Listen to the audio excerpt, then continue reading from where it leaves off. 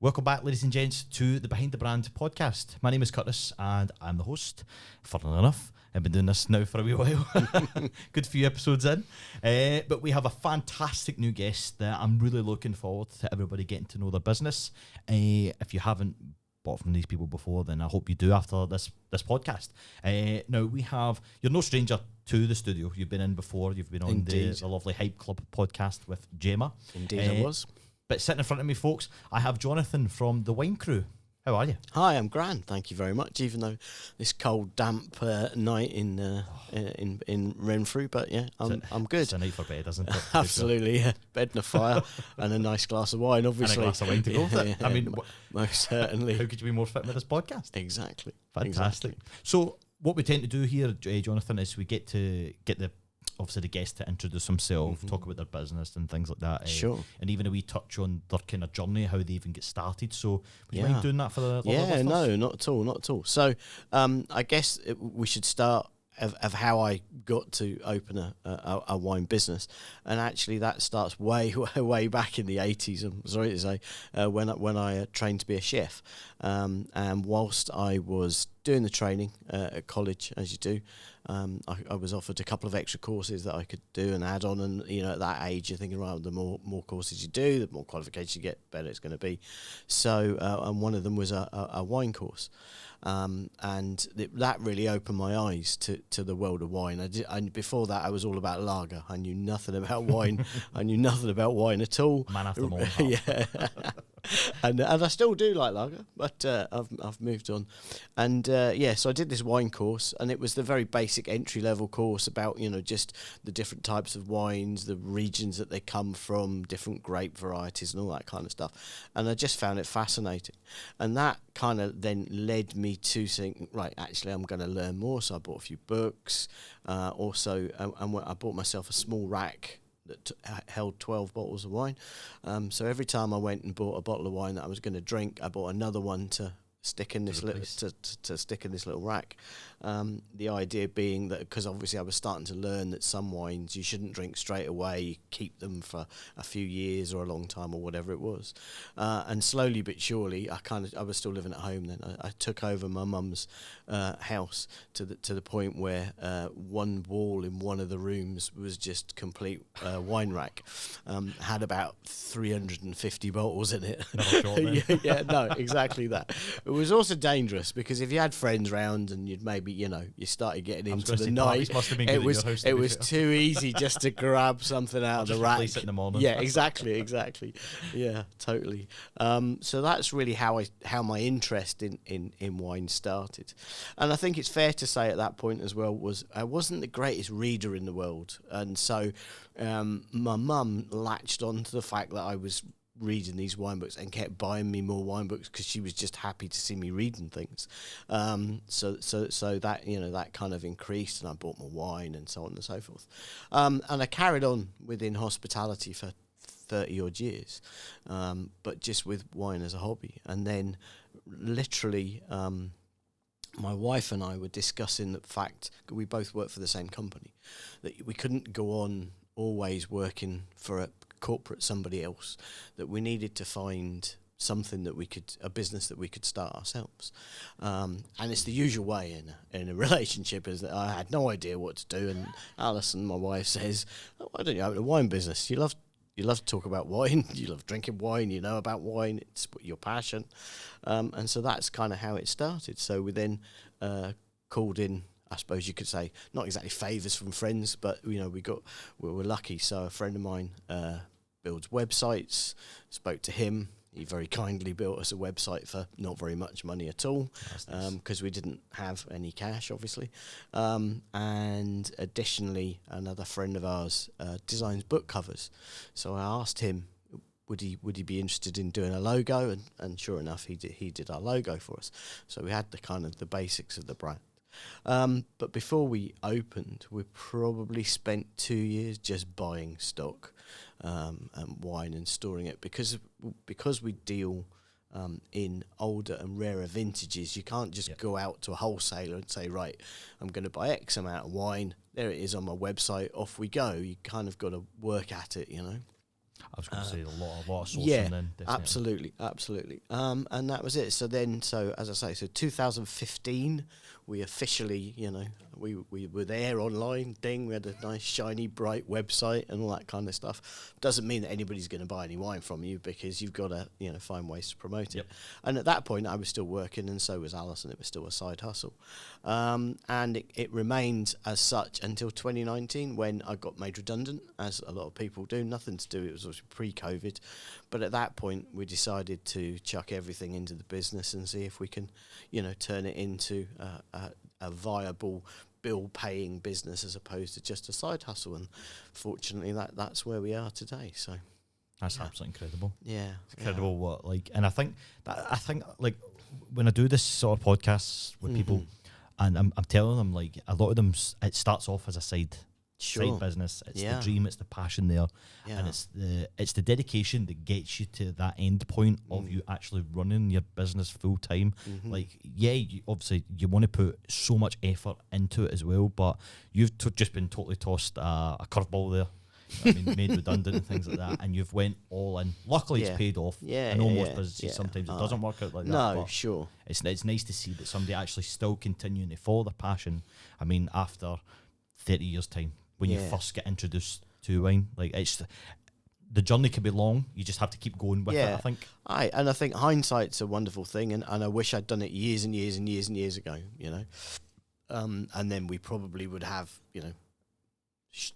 physical stores and all the rest of it by now, but obviously we're still just very much a family business online, as it were. So no, brilliant. I think let's even dig a wee bit deeper into what the Wine Cru does then. Could you even discuss me the services that you offer? Of course, yeah. So fundamentally, we are a wine merchant, so therefore we offer a range of wines, and any merchant's going to say, "Oh, we have the best wines, yay!"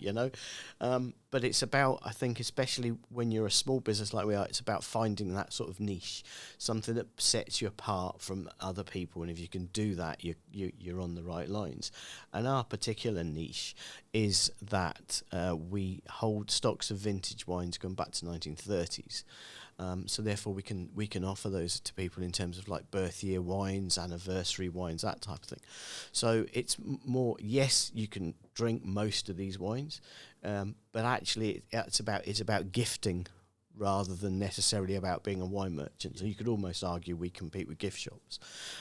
So to that end, we do that thing where we can gift wrap them, and we put a note in for if people want us to send them direct to a recipient on their behalf with a happy birthday or happy 60th or whatever it may be. So that's a big portion of what we do. Again, because of the types of wines that we have, we also kind of look after is maybe not the right word, but we have a lot of clients who are collectors themselves. Yeah, that's something I was going to touch on. And they're looking for the sorts of things that you can't buy in regular shops, as it were. So we do that. And for them as well, we also sometimes source wine. So I'll get an email that says, "Hi, Jonathan, I'm looking for X wine, from X vintage. If you find it, please let me know first." I tend to find a lot of people remember the names of the bottles. Yeah, absolutely, yeah. And sometimes, I mean, it varies. So there's the collectors like that. I mean, these guys are serious. They have more wine than I do, or we do in the business. But they maybe have got a run of vintages of the same wine, but they're missing one or two, and then they want me to find. That be like years? Yeah, absolutely, years. Yeah. So what they're looking to do is they're looking to get a complete run. So say they're looking to have wines, I don't know, every vintage from 1970 up to the present day. Wow. But, you know what I mean? The stuff like that, which is incredible in itself. But for me, it's great fun because, I mean, at the end of the day, it's wine, and I'm shopping. You know what I mean? No, exactly. So who doesn't like shopping? Who doesn't like wine and all that kind of stuff? That's probably what takes up the majority of my time in terms of the business is sourcing the wines. So there's that side of it. Post-COVID, we've been able to sort of expand out into hosting wine tastings and wine and cheese nights and that kind of thing. And again, we on the website we say we offer a bespoke package, which I think always makes people a little bit nervous because people go, bespoke must be expensive. But we try to do it to suit everybody's kind of, whether it's pocket or tastes or whatever. So, you know, we've done ones whereby I've shown different wines from different supermarkets.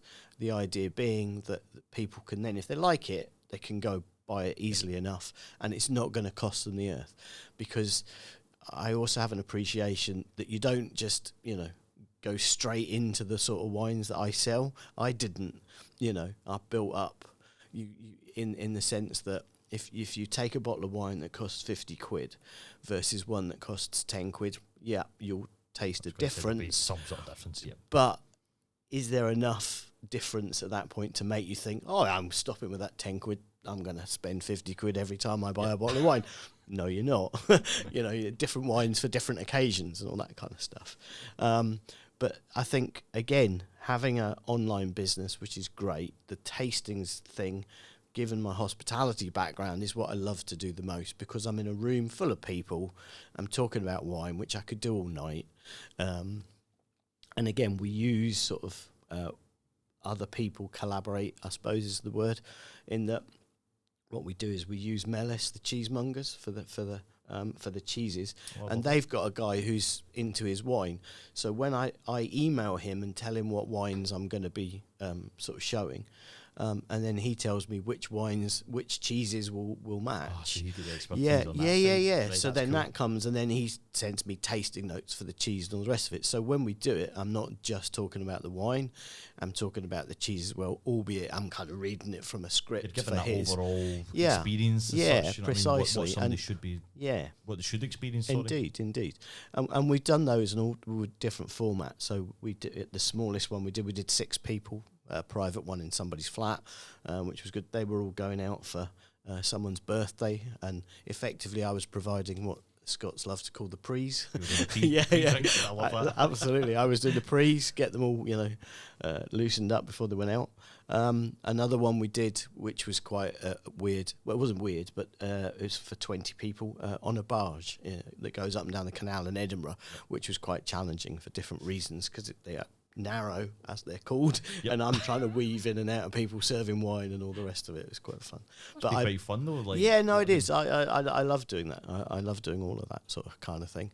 And then I guess the last string to the bow is finding wine for people. And when I say finding wine for people, it's like somebody goes on holiday, they have a lovely bottle of wine while they're sitting somewhere in Italy or whatever, and they come and I'd really like to try that. They have no idea how to go about finding it. So whether it be like a local brand to the country or whatever. Yeah. Precisely. So I try and find that for them.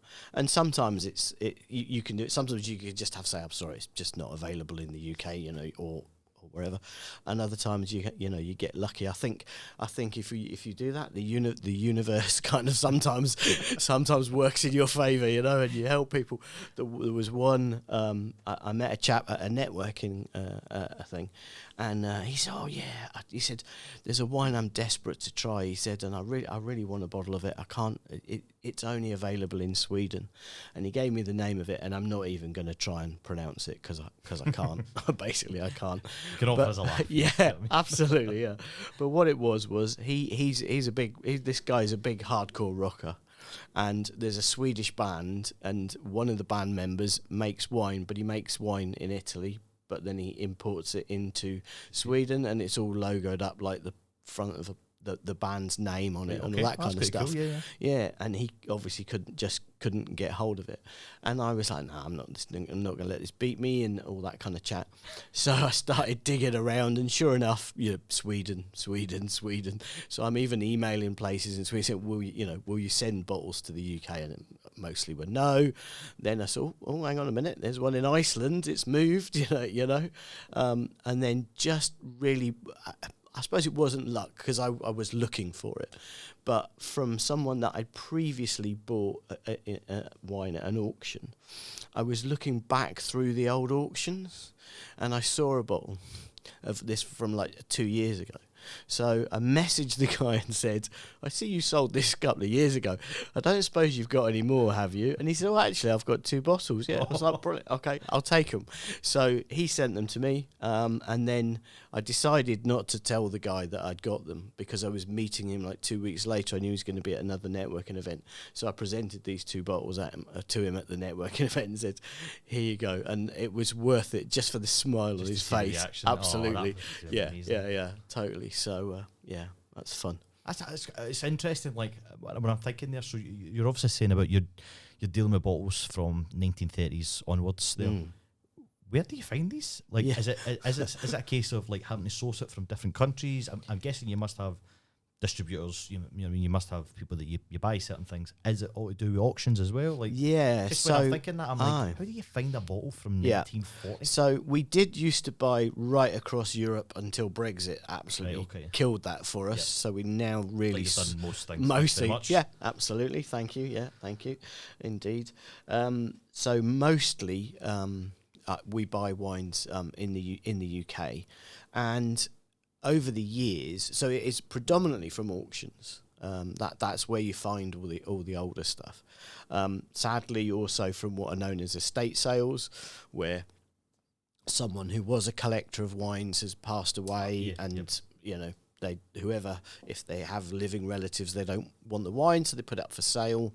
But always, when we at these auctions, obviously they're mostly online these days, I always try to make a connection to the person who's selling and then get to them sideways and say, look, next time you're selling some wine, gonna let me know and maybe we can, come to it. Cut out, yeah, the middle. Absolutely, because they pay commission when they put them into the auction, so I can give them a good price. They don't have to pay the commission. So I've built up a kind of, if you like, a group of small sellers who we use as well, which is good. That's brilliant. It's brilliant to have that in hand as well, as you say. Because not only does it affect them, and they're not maybe getting the full value of what their wine is, but you're pretty much you're helping yourself there as well. You know what I mean? You're not paying above and beyond probably the markup's going to be from an auctioner. So absolutely. I think that's the clever way of doing it, to be fair. And also for our business model as well is that we obviously have a margin that we charge, but we don't go in market value. So if we buy a bottle and we get it at a really, really good price, we put our margin on that, obviously, but we pass it on to the customer still at a really good price compared to market value, as opposed to going, all right, somebody else is selling that bottle for 70 quid, so we'll sell it for 70, we might sell it for 60. I mean, sometimes it's the same, but other times it's not, It's interesting to see that, because I was having a flick through your website and the prices vary. Yeah. And obviously, like, again, somebody like me who has no knowledge, I'm just like, 400 quid on a bottle of wine. I could go to Tesco and get one for 7 quid. I know. Like, obviously. Or you could go there and get 49 bottles. Exactly. But it's get that. It's a wine is like an art, isn't it?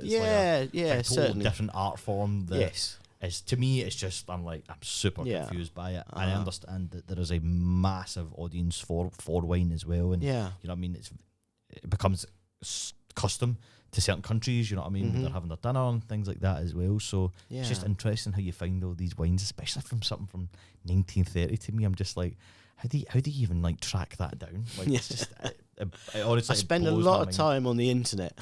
Is the easy answer. I mean, literally, I'm trawling, and I've got lots of different places. I've got lots of different keywords that will just automatically populate.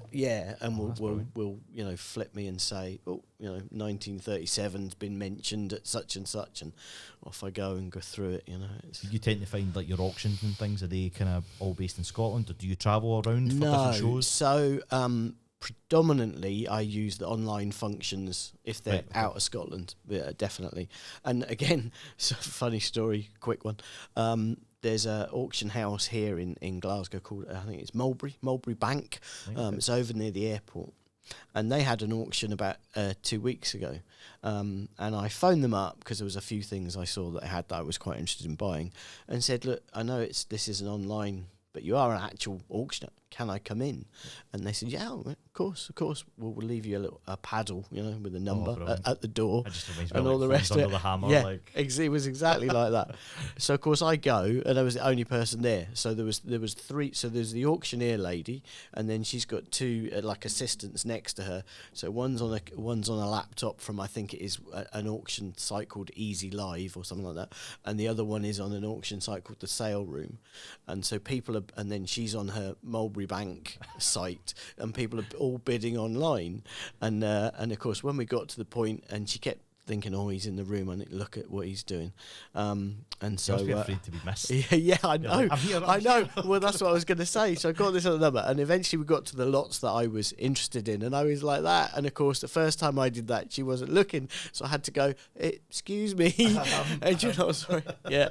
And then when I did, she was going through, and she went, online with me, online with sales, in the room. And then she said, that's something I haven't said for a long time. I haven't said in the room for a long time, because we haven't had anybody in here for 2.5 years. Wow, is that just because of COVID? Because of COVID, Wow.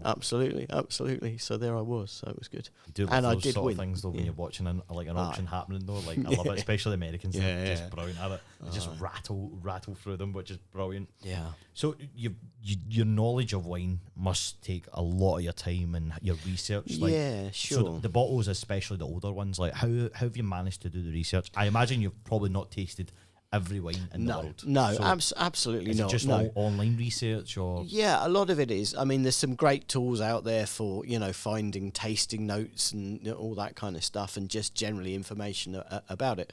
The wine producers themselves are fairly good, especially with the older stuff, because they're like they themselves are like, oh wow, we don't have any of that, as it were. So I often, if I find a bottle, I will email the original producer of it, what the company that made it. Okay. Because if you let's say, for example, if you take, say, Bordeaux in France, which is where a lot of the wines that we have come from there, because that's one of the regions of the world where the wines are known to last a very long time. So by the very nature, we have more Bordeaux than we do anywhere else. And obviously, and some of these producers, although they might be owned by different people now, they started in 16 whatever and 17 something or other.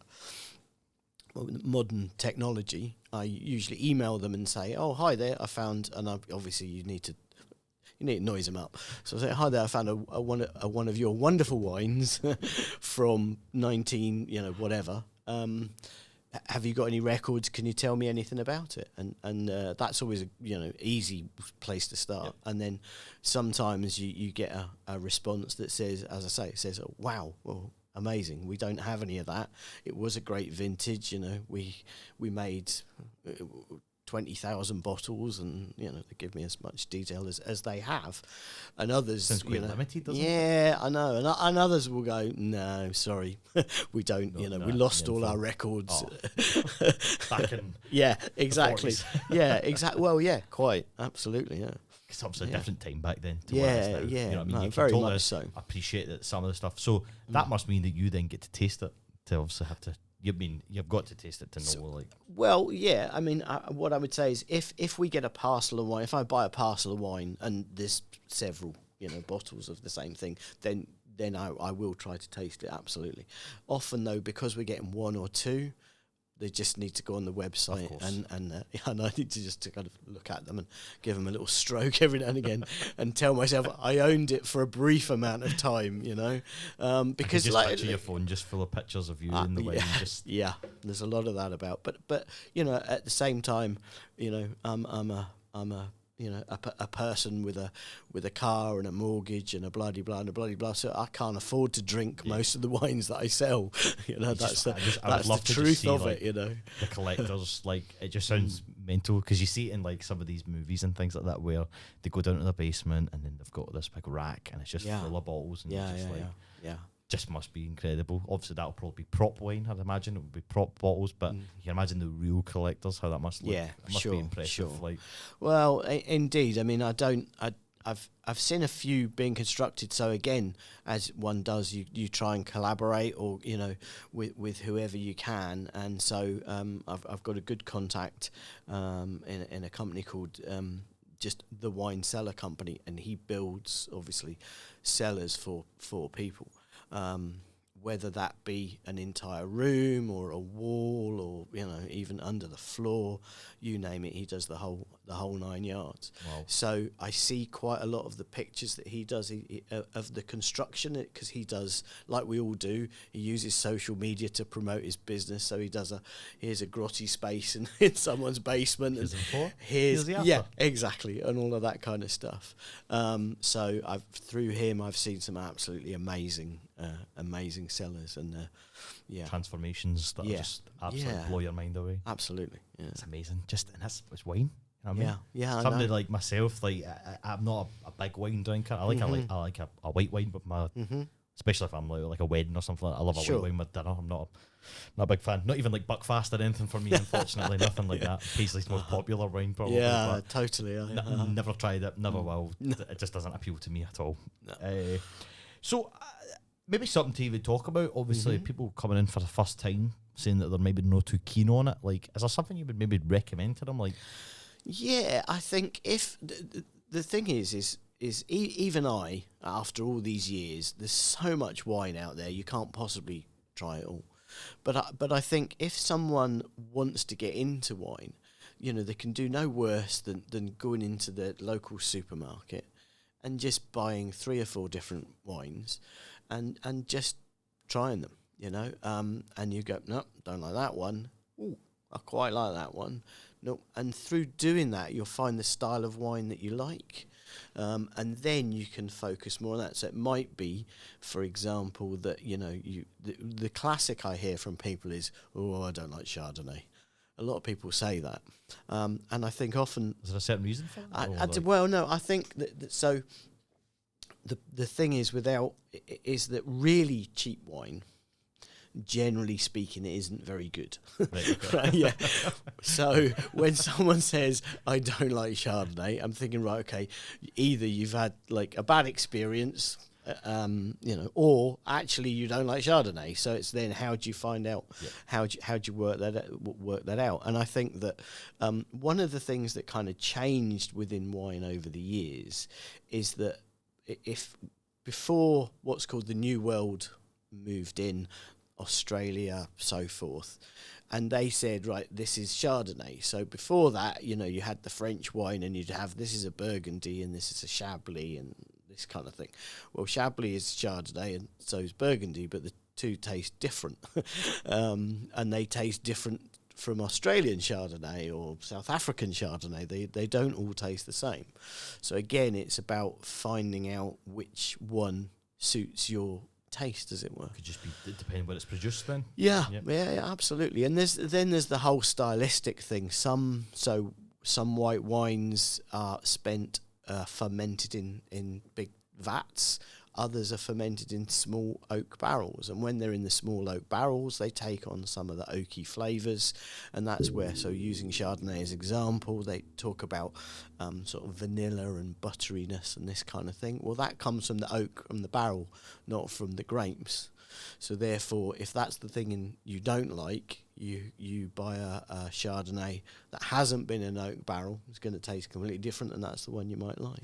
That's meant to that. So down to the way it's produced, the taste and stuff. A lot of people probably just get, I mean, same mind as me before, obviously listening to this, that wine's wine. You know what I mean? Yeah, but it's not. It's a total different art form. Like, yeah, absolutely. And then there's the whole like taste. And funnily enough, I just recently wrote a blog on, and I called it "How to Taste Wine," because even that there is an art to it. And when I do the wine tastings, I use a couple of tricks that I have to get people thinking about it. And the first one I do involves Skittles. So, because the thing about the sweet Skittles. Yeah, as in the sweet Skittles, indeed. Because if you put 3 or 4 Skittles in your mouth, right, and then but before you start chewing them or moving them around or whatever, you're holding your nose, you can't taste them at all. and as soon as you release your nose, you just get smacked. Oh, You just get smacked in the face with all the different. Because I mean, Skittles are probably the most sort of vibrant, flavoursome sweet you can get, and that always gets a real laugh out of people. Because first of all, they look at me like I've got two heads. What, you want me to hold my nose and eat Skittles? I've come to a wine tasting, you know.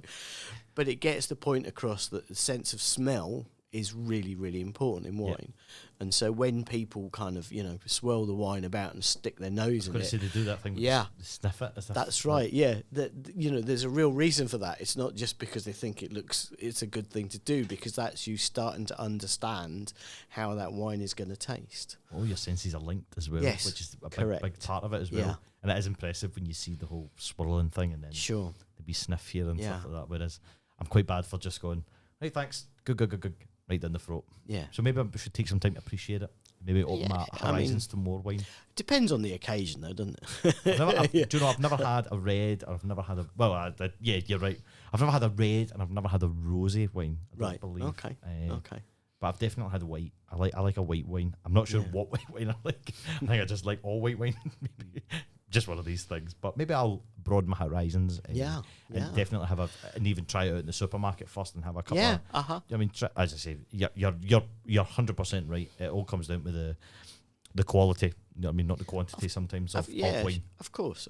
And as I say, you know, don't get me wrong. This is the thing that I there's wines for all occasions, and good wine doesn't necessarily mean it has to be expensive wine. If the wine is well made, you know, is sort of typical of the region from where it comes and all the rest of it, then fabulous. And particularly at the moment, I mean, both Aldi and Lidl are doing really good wines. They seem to import a lot of good things from different kind of countries and Germany and stuff like that. Absolutely. And if you go on to social media, and obviously there's a few people that I follow on Instagram and stuff, and there's one guy particularly who's called the Affordable Wine Hunter, and he literally will say, right, I've just come out of Aldi and this was £6 and it's absolutely banging, you need to go buy this, you know. And I do because, you know, it's as I say, you can't drink the stuff that costs all the time. It's about like, you know, it's like anything else in its balance. You know? 100%. You wouldn't have a fillet steak every night for your tea, even if you love fillet steak. So. I like that though. I like that. Yeah. It's not just about the expensive kind. You know what I mean? Like, no, and definitely Aldi and that not. does have great selections. Yeah. Even with the beers and things like that. Yeah, well. No. Many times I've heard go and get the German beer sort of stuff that they do. The kind of different brand. I know they do the different brands and things, but it's absolutely amazing stuff sometimes. Yeah, and they're quite clever. Aldi are quite clever when you mention the beer there, which is slightly off topic for wine, but they've just done a tie-in with Brewdog. So Brewdog are now making a beer just for Aldi. Oh, fantastic. And it's called ADL IPA. So it's like, I know. Is there a big X in the middle of it? Yeah, exactly. Probably is. Probably is. Yeah. Oh, that is fantastic. Yeah. You briefly touched on it. Obviously, that your store is all online. There's no physical store as of yet. Yeah, that's correct. So if the people were looking to buy wine or have a look through the selection that you have, or even to get in touch and inquire about you, do you want to even let us know what your website is? Yeah. So we are www.thewine-cru spelled CRU.co.uk, and if somebody wants just to chat with we have two things. Obviously there's a contact form, but we use the WhatsApp function as well. So there's a WhatsApp function on the website, and that comes straight to me. Oh, so that's amazing. So if anybody, always having a person, absolutely. And again, we don't want to be those people who've got a bot that answers the question, you know. And it's the same with the wines. We don't put anything on the website that we don't physically own, so that we can ship it quickly. Because one of the things that frustrates me as a consumer, online consumer, particularly in the world of wine, is bad for it. It happened to me just this week actually. That I've seen a bottle of wine I want to buy. I've ordered it online. Bang! I've paid a couple of extra quid to have it delivered the next day, and I get up the next morning and I get an email that says, "Dear Jonathan, really sorry, but the wine that you have ordered hasn't arrived into our warehouse yet. As soon as it does, we'll let you know." what's the point why of is that? it on your website? Why is it on your website? If it's not there? At least have a bit to say, like, I don't know, pre-order or something like that, or correct stock due yes in a couple of weeks or whatever it is. Yeah. That infuriates me. Yeah, as well. me too. Or you get that dreaded email where, sorry, this was a mistake listing, or this listing expired and we actually have no longer stock this. Yeah. Like, well, why is it there? It's really like somebody's job to go through. Yeah, this. because in this day and age, I mean, that's the beauty of the beauty of websites these days, that they all do inventory. So you don't. So and I mean, which is just as well for us that they do, because obviously if we only have one bottle of something, as soon as somebody clicks buy, puts it in their basket, it destocks it so that somebody else can't get it. Now, hey, computer says no and all that. Occasionally there's a glitch and it happens, but you're talking once in a blue moon. So, and that's why you should get in touch with the Wine Cru, especially if you're having a look for the website. It's never. I mean, you're never not allowed to ask a question. No, absolutely not. No, and I, as you'll probably gather if you're listening to this podcast, I love talking about wine, so I'm more than happy to talk to people if they've got any questions or anything like that at all. And that's the thing. And if you've actually thought about hosting your own wine night as well, like whether you have your own networking event or you have some sort of event that you host as well. I mean, Jonathan and the Wine Cru are your people for that as well. I mean, I highly recommend getting in touch. Thank you. I mean, let's even talk about that, like your socials and things like that. Like, how would somebody find you? I know we talked about your website. Yeah, so we're on Instagram as the Wine Cru UK, because annoyingly somebody else in America, in America, as they do. We're on Facebook, just the Wine Cru, and also Twitter. So Twitter as well, we're the Wine Cru UK, and I'm fairly active on LinkedIn.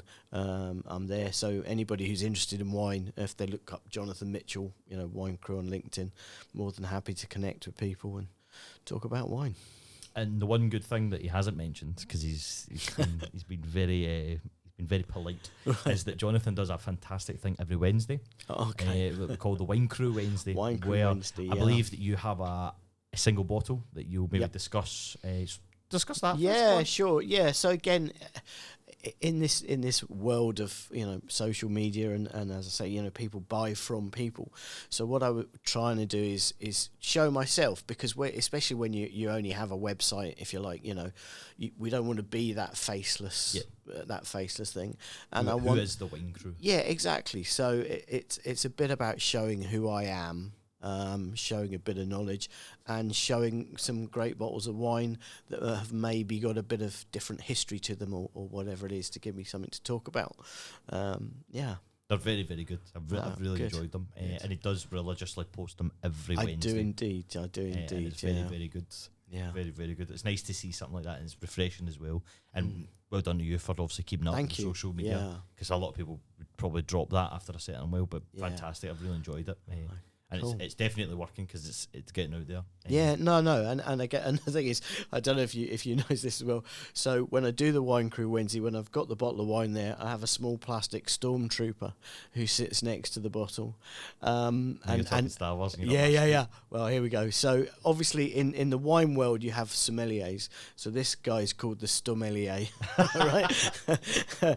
and it was started by total accident. So the very first one I did, I didn't realise that he was sitting on my desk in shot, and I got more comments about the Stormtrooper than I did about the wine. So they're right, and as you do, we're always looking for that hook, aren't we? In social media. Do you know what? If you can capture people, absolutely, it's all about product placement. Yeah, and that's indeed. We should have actually got a bottle of wine here. Yeah, we see if I can done. superimpose a bottle of wine here as well for the Wine Cru. Yeah. But no, listen, I really appreciate you taking the time. Thank you very much for having me in to chat. It's been great. It's been an absolute pleasure. Your knowledge is amazing. Absolutely amazing when it comes to wine. As I say, I've really enjoyed watching your social journey as well. I think the wine nights, especially the tasting events, would be absolutely fantastic for all parties. Doesn't matter gender wise, big, small. I think Jonathan and the Wine Cru are your people you need to get in touch with. Have you got any plans for the business? Like, have you got anything coming up in the pipeline you want to talk about? Well, one of the things that we're looking at is kind of slightly off wine, in the sense that when we do the wine event, sometimes we do sort of food platters, food boards, grazing boards, that kind of stuff. And it just purely by chance and accident, a wee while ago, somebody messaged me and said, "Oh, I don't. You did the food boards. Would you just do that? Because I'm having a night. Wine's not the right thing for this night, but I need some food. Would you do the food?" Right, so okay. we were like, "Yeah, of course we will, because it's our business. We can do what we want." Yep, exactly. You know. So I guess the next thing will be, and we're obviously going to market it slightly different without the words Wine Cru in the marketing of it. The grazing crew. Well, almost, yeah. I think we're torn at the moment between Southside Deli Boards and Southside Grazing, one of the two, Right, okay. for that very reason. But again, it's still an opportunity for us to then introduce ourselves as the Wine Cru, even though we're just doing food, because not everybody wants wine. No, and that's it. And a lot of these people for parties and things will definitely pick up on that as well. Yeah, That's sure. fantastic. Yeah. And it's nice to know that you've got that other service there that you can also offer and a partnership as such. So, no, fantastic. Yeah. You're doing amazing. Thank you. Doing great things, Yeah. and obviously bigger things to come as well in the future. Yeah, hopefully, yeah. Fantastic. Yeah, Maybe yeah. one day a store. You never know. You never know these days. Sometimes it's better just online anyway. That's where everybody's all done from anyway these days, isn't it? So Yeah, true. one of these things. But listen, thanks so much for coming on. I really do appreciate you coming on, Yeah. Jonathan. No, and thank you very much. It's been great, coming here and doing this. As you said, my second time here, and certainly if anybody's thinking about getting into podcasting, then you're definitely the man that they should be in contact with, Didn't even need to pay him for that. He's just done it for me. Thanks so much. My pleasure. My pleasure. This is all about helping businesses, this podcast Yeah. as well. But I think the thing that when people watching this, like, you can rent this space, like this could be yours. This could be customized to your space as well. But listen, thank you so much for joining us. And for those listening at home, thank you so much. If you're watching on YouTube, then you can leave a like. Also leave a comment. Do you have a favourite bottle of wine that you have or that you've had before? Is there something that you maybe want Jonathan to source? Maybe he's got a bit of a expertise in. Let us know in the comments below. You can also subscribe as well, which massively helps the channel, obviously grows it. And for Spotify listeners, if you're listening, you can leave a review.